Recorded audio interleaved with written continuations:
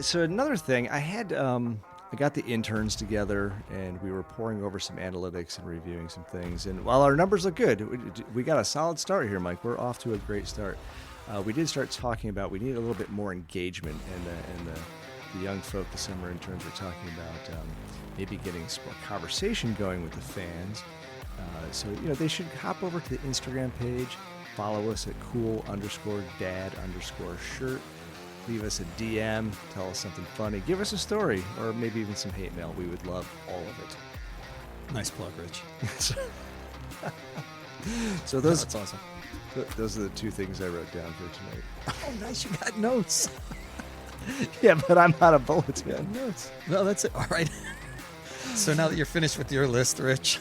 All right, carry the show, buddy. Welcome to this episode of the Cool Dad Shirt Podcast. No, because I said I lost everything after you said I want to talk about cassettes. Yeah. And so have at it. I thought you said I want to talk about cassettes because I want to talk about them too. I was thinking how amazing we both took the same show note. That would be highly unlikely, but no, the cassettes are all yours. So why don't you jump back in? Yeah, I was just saying how I really do miss the cassette tape. I spent tons of time, recording mixtapes for friends, for myself. I really enjoyed that sharing aspect of it. You can even decorate the case. You wrote down the songs, and it became very tangible and very personal. And while you can make playlists and share them digitally, I just find that it sort of loses that personal connection. It really took some time to put it together. You really made sure it was well thought out. You planned the order in which you were going to record the audio. You had to plan the duration of the audio to fit properly on each side. And there was a lot that went into it. And I felt like when you gave it to somebody, not that they would be forced to listen to whatever song comes next, but, they would listen to it more as a collection of songs. Well, I completely agree. And the standard operating procedure before we get to the mixtape was exactly what you said. I would, for a while there, you would go out and buy vinyl, and I would keep it in pristine condition. It would be played one time and immediately transferred to cassette. And so I would have, this pristine record with the giant album cover, with the all the artwork that goes along with that, and just kept safely away.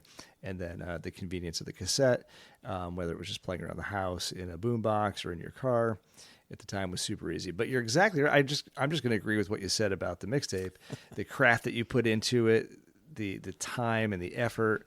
And it was a little bit more like a gift. The way you wrote things down, you took good time to use good penmanship or maybe a decorated of some sort. And it's way better than just clicking the button share for a millisecond. Yep. Same here. I would get the album, play it once. So gingerly, I would place it on the turntable, play it once and record it to a cassette, and then same thing, put it away. Let me ask you, when you put the album away, inside the album jacket, there was always that little paper sleeve, right? Mm-hmm.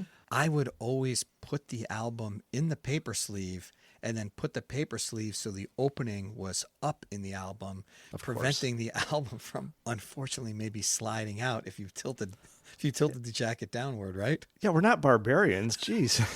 Yeah, you got to lock it in there with some geometry, of course. I was always like horrified by the fact that people would just slide it in there. Maybe it was in front of the paper. Maybe it made it in the paper. Who knows? But they didn't care. They would slide it in there and just whip that thing back on the shelf. Yeah, they turn around, it rolls out across the floor. There's fingerprints all over it because the person who doesn't put it in that way is definitely putting their fingerprints all over the tracks, yes. They're completely manhandling the vinyl. It actually hurt my soul. Kids are having snacks, popcorn. Their greasy hands are all over the grooves. What's this, chocolate cheese? I do miss the cassette. I wish they didn't go away. And then when you had to snug it up, remember if it got a little loose, you'd stick a pencil in there and you would just give it a little twirl as a really efficient way to snug up the tension. Of course, you tighten that thing back up. I loved it. And what was also nice was the portability of them too, right? The Walkman, amazing invention, right? I mean, it was the epitome of the 80s, portable music that you can take with you and listen. It was a game changer for kids and teenagers. Having those cassettes, being able to just carry them around and and you could fit a fair amount of music on them. The standard 90-minute cassette packed a lot of music. And yes, that was life changing is not an overstatement. But you just triggered my memory about. We're gonna go down this whole. So do you remember? Memorex had the coolest commercial for a while about their high fidelity, and do you remember the ad with the opera woman singing? Yeah, of course. And it was so accurately reproduced that she could shatter glass.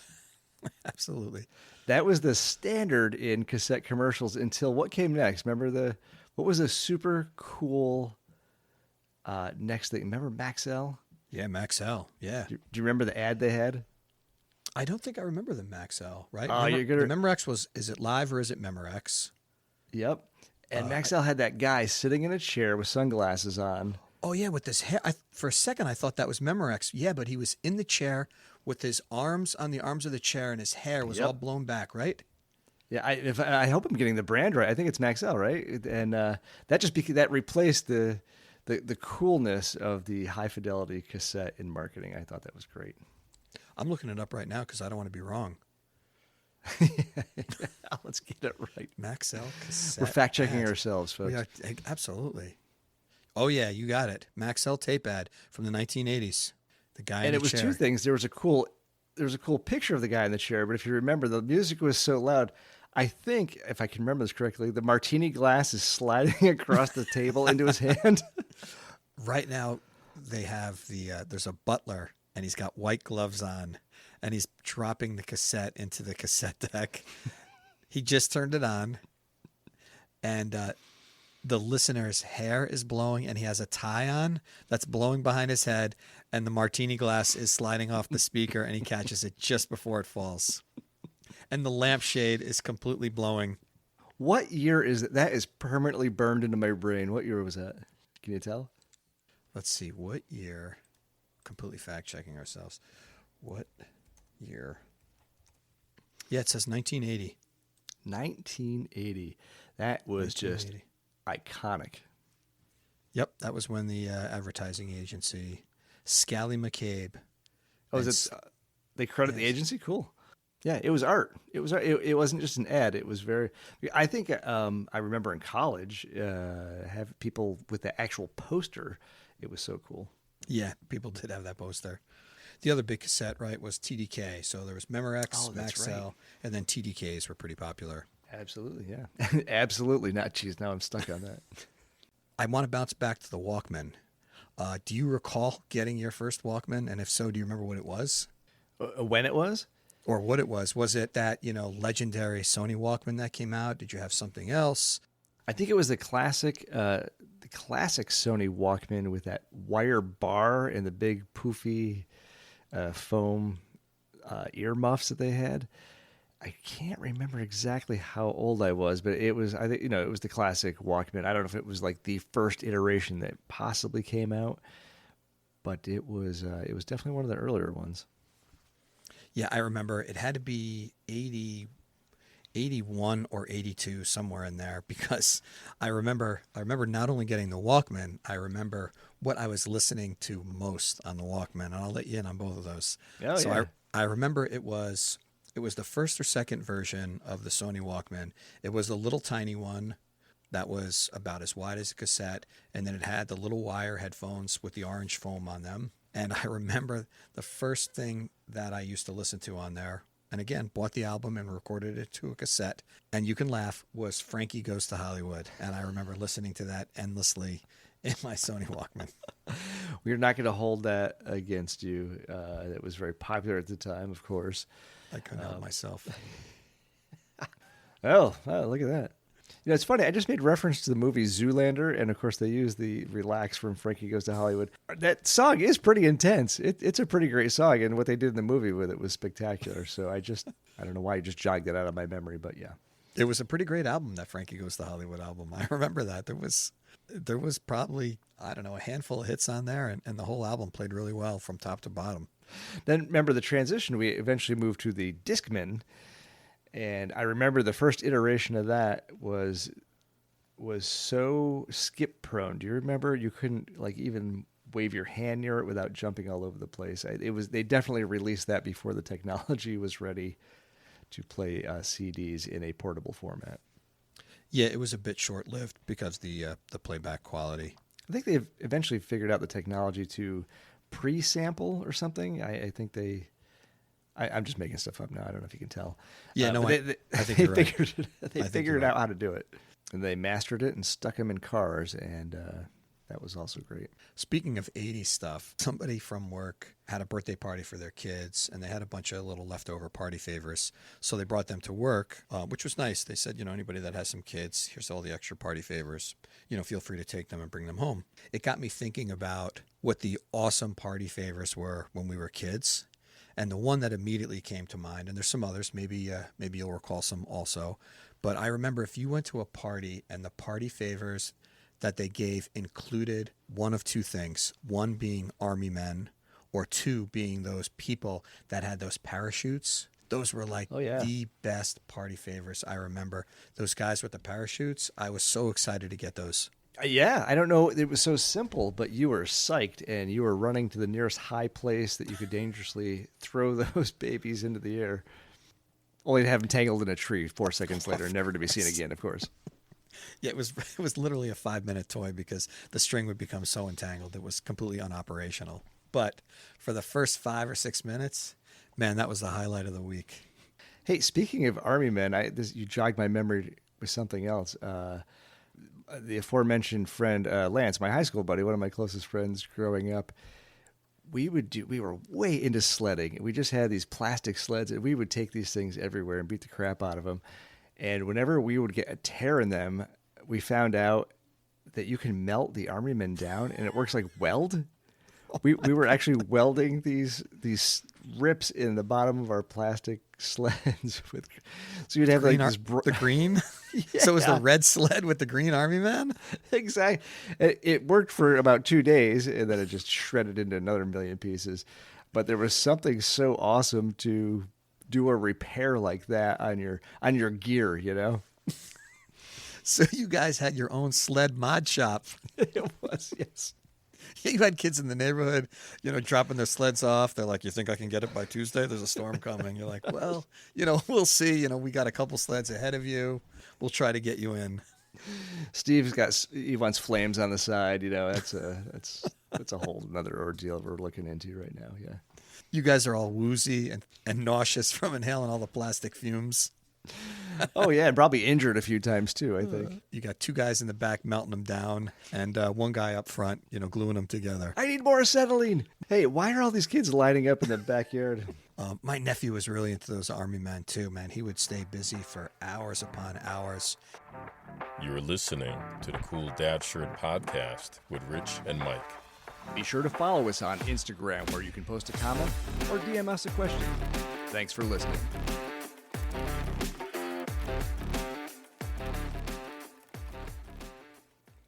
I sometimes wonder if we sort of pass the threshold of too much information, how it all gets processed and distilled and how we're digesting it. And more importantly, how is this affecting the kids? I mean, if it's affecting them at all. Yeah, and I think like most things, all of the above is true. The access to information is better. The ability to clarify, check, and get information is better. But it comes at a cost for sure. The distractions are not good. Since starting this podcast, I'm a little obsessed with checking our numbers all the time. My screen time has gone way up. Not good, not good. So I will tell you this, the place where I work, where I go hours with no access to my cell phone, I'm here to tell you it's good for you. Seriously. Like a lot of stuff leaves your brain. You can focus better. The distractions are gone. And it's you definitely notice the time when you're not around your phone. So it definitely has an impact. Now, here we are grown men, of course. You can see what it does to kids. And I think I just read something recently about the damaging effects of the location things that are on, where things like Snapchat, you can put your location on the map, and there's an implied peer pressure with kids to have that turned on, and you don't want to be left out. But what happens is, inevitably, a couple friends get together and you're not invited, and you just get to sit there in real time and watch other people doing things without you and the hugely damaging effects that come into wallowing on that, all the insecurities that come along in adolescence. It's an addiction just like anything else. When you really roll down the sweets that you eat, you kind of don't want the sweets as much anymore. And I think if you're not constantly like picking up the phone, checking social media, after a while, your brain doesn't have that addiction intensity, at least anymore. Very true about the kids, though. I see it in my younger daughter, right? She spends more time on her phone than I would like. I definitely, can see some benefit in being very knowledgeable in the technologies that are associated with it. But conversely, seeing her monitor what some of her friends are up to and what they're doing. And it is obvious, like you said, the effects that has on people, where some kids are participating in something while others are not. It definitely has some lasting effects. And it's difficult too. You're fighting, what everybody else is doing. For a while, we had the turn off the location services. Nobody needs to know this kind of stuff. The other thing, the iPhone has the read receipt on it, where you can see when somebody reads it, like, I saw they read it and they didn't get back to me. These things are not helpful. This real time information with people, especially at that age when your identity is so important, it's very difficult. Yep. I get so mad when you don't get back to me, Rich. That's why I tell everybody I know to turn that off. You have no idea how long it takes me to read your text, Mike. I can't see the status of my text message if it's been read, delivered, or deleted. Or edited nowadays. The last thing I wanted to mention to you before we put an end to this lame call, you had mentioned something to me the other day about a friend who was contemplating, or I think he even took the plunge already, of becoming a full-time writer. And I was thinking, it feels like every other day I come up with, something that I want to be an expert in or want to learn and want to do. And they're all great ideas. It's kind of sad that there's just not enough time in the day or the week or even in life, to even tackle some of these things. And it's not like it's a short attention span or I lose interest in things. There's a piece of me that would love to be able to try so many things. And just because of life in general, it's a little saddening sometimes that, you don't think you can get to some of them. Do you experience that at all? Is that just me being crazy, or do you feel that from time to time? I am so looking forward to retirement so I can do 1 million things. I am definitely not slowing down, and I have the exact same feelings you do. It seems like the more interested I get in things, the more I want to do them. And this podcast is a perfect example, and we even talked about this before too. And my friend Rich, my oldest friend Rich, I've known him since second or third grade. I can't remember. He's embarking on going full time, just doing some writing, and he's figuring out how to do that and going through the process. And the key and the advice is, just start doing something, get the ball rolling. And it is difficult with a full schedule. And you start out small, do something. We talked about not having a lot of overhead if you're doing some writing or you're doing podcasting or photo, video, or other stuff that you're interested in where you don't have expensive overhead if things don't go well. And you sort of ease into it. And the nice thing, too, kids start to grow up. They're more autonomous. Turns out they don't want to hang out with you as much after a while. And soon they'll leave. So it's great to have these hobbies and things. But you're exactly right. Battling the daily schedule is a challenge. But I think a lot of people use that as an excuse, too, to not do some really cool, fun stuff they're missing out on. So my advice is jump off the cliff. Just do it. You will figure it out. I promise you will figure it out. Just go. Tip of the week right there. Yes, there you go. See how I dropped that in? That was master. I led you to the water, Rich.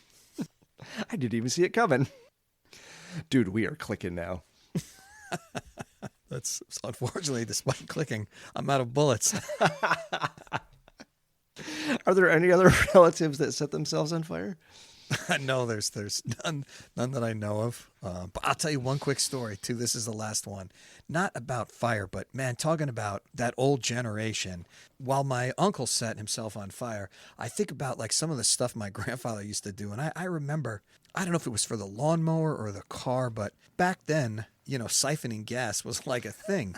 And it would happen so often. People like my grandfather would have a short hose hanging up in the garage that was typically used for just siphoning. And I remember I don't know what it was, but he needed to get some gas and something. And while he's smoking a cigarette, he took the cigarette out of his mouth, put the hose down into the tank, put it up against his mouth, sucked on it till the gas started coming out, put the hose in the container, spit the gas out of his mouth, and then went back to smoking while the tank was filling up with gas. I mean, talk about badass generation. No, you're exactly right. And I think that ended very abruptly with it. Who does that anymore? Nobody. No one. No one's got the balls to even touch the gasoline can, let alone put the hose up to their lips, let alone smoke a cigarette while they're doing it. That is, holy People don't cow. even want to smoke anymore, let alone smoke and siphon gas. It's funny. I remember. Yes, there were relatives who it was commonplace. They had, gas cans laying around. I got to move it over to the lawnmower. The tractor needs something. I'm going to take something out of my truck. And that is just a foreign concept today of like managing gas and putting petroleum in your mouth. Yeah. And gas was like 8 cents a gallon back then too. Can you imagine? Can you imagine if that generation was alive now when gas hits like $5 and change? Forget about it. They would be siphoning gas all day long from anywhere they can get it from. But Hardcore. yes, society seems to have moved past that. And I guess that's good. I don't know, but that was a badass generation. Oh, no doubt. Yeah, there's nobody alive today that would. Well, there may be some old timers who would still endeavor to do such a thing, but no, the average person you meet now will have nothing to do with that. I think those are all the notes that I kind of put together for today's show. No, I think we had some laughs. We touched on some topical, serious stuff. You still there? Oh, I'm still here. Yeah, sorry. Oh, Yeah. I thought you were gone for a second. I think the audio is flaking out. This is where the shenanigans really start at the end of the show. Of course. My birthday present to you will be to publish the April 26th show while you are out On 518. celebrating. Oh, I can't wait. While you're out celebrating, I'm going to publish that show. I'm going to wait for my wife to roll over and go to sleep. I'm going to have the laptop already on so she doesn't have to hear it power up. I'm going to open the lid, dim the screen light, No, of course. and then just work quietly while she's asleep next to me. She'll never know. She'll have no idea. It is so funny. My wife will wake up out of a sound sleep just to see what the hell I'm doing. And then He's doing question it. something. I know he is. What are you doing? Go to sleep. And I'm always like, if you're asleep, why does this bother you? I'm changing the channel, and the remote is so quiet. I have a blanket over it, so it's even muted. And I'm trying to change the channel, and it goes, click, click. It's just loud enough, and it's like I'm banging on a bass drum in the middle of the bedroom. It's so disruptive to her. What are you doing? You cannot be changing the channel right now. And I'm like muting the remote so it's not making a loud sound. I'm barely moving. The slightest thing wakes her up. God bless you. Hey, speaking of bass drum, talk about the snare drum real quick. Oh, Those photos yes. were sick. Yeah, that is the new Thomas Starphonic aluminum snare drum that I waited 5 months for. So birthday gift from my dad, and it finally arrived just a few days ago, and it sounds great. Bright yet dry. It's got a nice crack to it. Single ply head sounds great. It looks killer, but I think you need to dial it up and do some recording. I got to hear that thing. And my wife did something nice too. So she knew that it was going to be arriving. She didn't know when, and her mom was here, and her sister-in-law was here picking her up. And there was some commotion, and the snare drum came, and she took it and she hid it on the other side of the couch. And she waited for everybody to leave so I can then open it up in some peace and quiet instead of, because she knew if as soon as I would see it, I'd want to open it up and there'd be like a whole bunch of commotion. So she thought I'd probably enjoy it more if no one was around. So she waited till I left about an hour or so later and then gave it to me, which was really nice. That is super cool. That's as nice as giving her a booby mug on camera. Exactly. It is the equivalent of handing her a booby mug while she's on a Zoom call. Your video, I had to force myself not to laugh. It looked like you had like a chill or something because you were completely still. I don't know if you could see me. Can you see me? No, I had to turn the camera off. Oh, Actually, man, that must have been it. If you could turn the camera on, I hang will on. demonstrate what just happened. So you went like this, and then you went really, really quick. It was so funny. You went,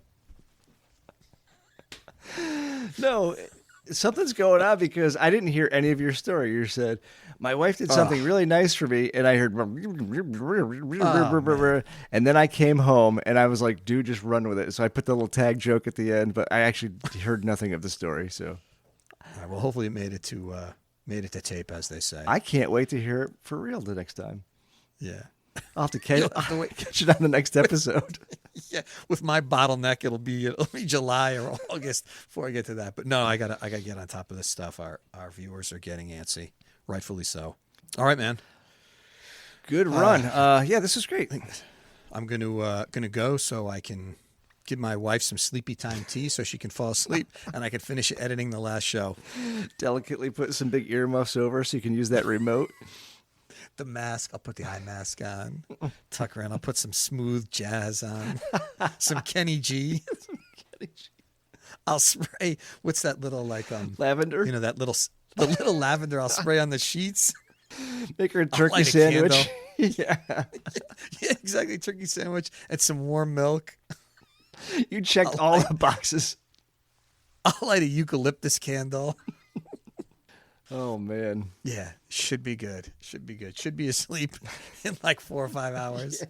Yeah. She'll be too suspicious. She'll think something's up and never go to sleep. I don't trust this guy. This is unlike him. This clown is up to Something's something. going down. Something's going on. I'm not going to have it. I'm like, no, really.